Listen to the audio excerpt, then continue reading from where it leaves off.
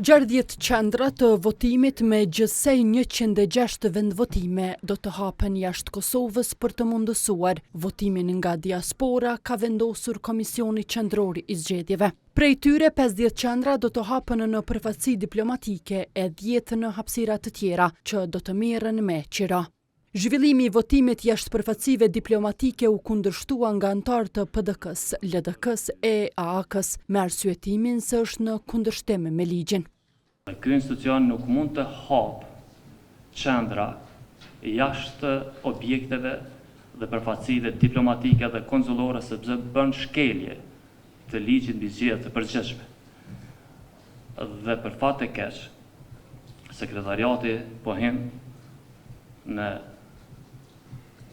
matematika të cilat nuk i kanë taku. Çështjet, objektet të cilat merren me qira ose merren me pjesën tjetër, nuk i marrin formën e një misioni diplomatik për një periudhë shkurtër siç që nuk e merr. Në ligj thot, në përfaqësi diplomatike. Kas ligji ata. Por anëtarët të vetëvendosjes thënë se kundërshtimi është i qëllimshëm. Është një tendencë e hapur për me pengu mërgatun me votu. Thuaj thjesht.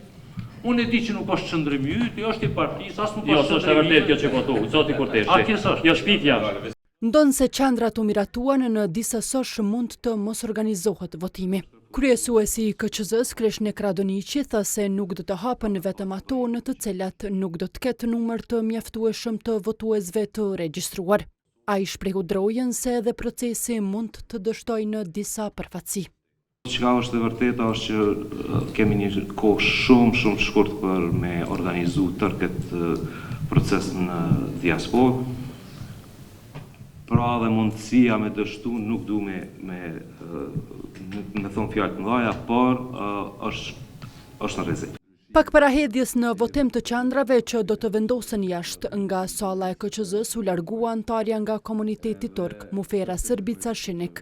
Kur u kthye fillimisht tha se do të votoj për hatër të anëtarit të vetëvendosjes Alban Krasniqi, me të cilin polemizoi një ditë më parë e më pas kërkoi që të përsëritet votimi.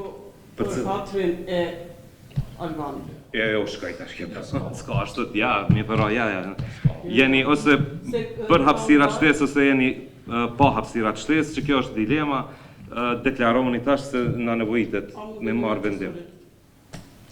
Falni të lutem se kam dalë jashtë, nuk kam qenë mirë kryetar.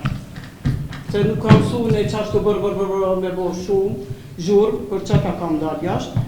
Votimi për propozimin që u kundërshtua shprehu pakënaqësi tek anëtarët e PDK-s në KQZ. Në këtë pjesë pati disa minuta pauzë në mbledhje. Kisha ku pauzë. Në qetësua pa. E në vazhdimin e saj u njoftua se në zgjedhjet e 28 dhjetorit të drejtë vote do të kenë mbi 2.076.000 votues. Për zgjedhjet më në koshme.